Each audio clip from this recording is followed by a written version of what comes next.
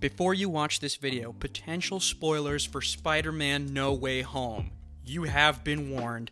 I may guess something or report on something that ends up being true. So we were recently treated to an interview from Alfred Molina, where we were given some juicy new information pertaining to Spider-Man 3 No Way Home. If you don't know, and shame on you for not knowing, do you call yourself a Marvel fan?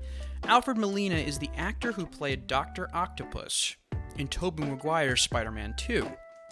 Before we talk about this interview, though, let's establish some things, okay? Spider-Man 3 No Way Home is the upcoming third Spider-Man film starring Tom Holland, set to release December 17th, barring any COVID-related delays.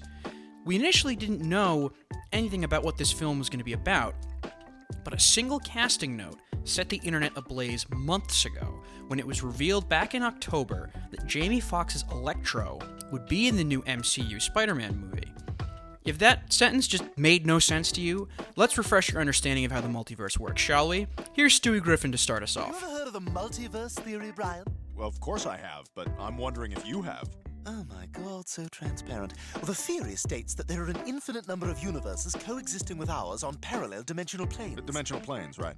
Now, in each of these alternate universes, the reality is different than our own. Sometimes only slightly, sometimes quite radically. So to reiterate, there's an infinite number of alternate universes, each with varying degrees of differences compared to our own. Now, this is by far not a foreign concept in Marvel movies, okay? Doctor Strange has hinted at it. This universe is only one of an infinite number. Worlds without end. Wanda will most certainly be screwing with it, and the 2019 Oscar winner for Best Animated Feature was built around it. That's right. If so far you're having trouble grasping different universes, go watch Spider-Man Into the Spider-Verse if you haven't seen it already. It'll clarify everything, then come back to this exact point in the video. Good job! Essentially, a multiverse story would allow a character, for this example, let's call him Steve, existing in Universe A, to interact with a slightly different version of himself from Universe B. And that's all it is, okay? Now, how does this relate to Spider-Man? Well, Jamie Foxx appearing in the movie was the first early indicator of a multiverse storyline at play here, all right? We're going to call Tom Holland's Spider-Man universe, or the MCU universe, Universe A. Tobey Maguire's Spider-Man movies, Universe B, and Andrew Garfield's Spider-Man movies, Universe C.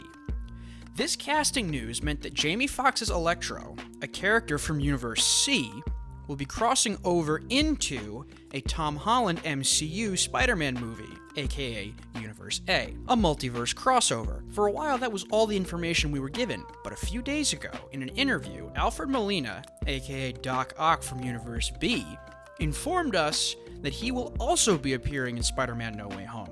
He specifically clarified that this is not a meta cameo, like another actor I could think of, that he is indeed the same character from 2004's Spider-Man 2, as specifically right after he falls into the river to his death. And you can't see that I'm putting up air quotes, but that death was in air quotes. These two casting leaks point pretty empirically to a multiverse story. At this point, I think we can say that's no longer speculation. Now, how and why these characters will be crossing over is still a mystery. If I were a betting man, I would predict that Wanda, in pursuit of bringing back her children, will be haphazardly punching holes in different universes, allowing for these multiverse crossovers. But that's a shot in the dark. I've talked about it before, but the reasoning could be anything. Additionally, while Fox and Molina are pretty much confirmed, with their confirmations have come an avalanche of other characters rumored, as in these are not confirmed, to also be making returns.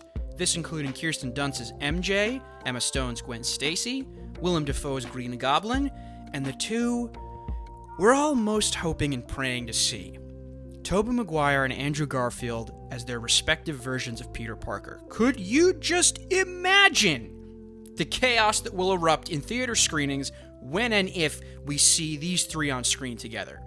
Just that notion alone, I don't think I've been as excited for a Marvel property since Infinity War.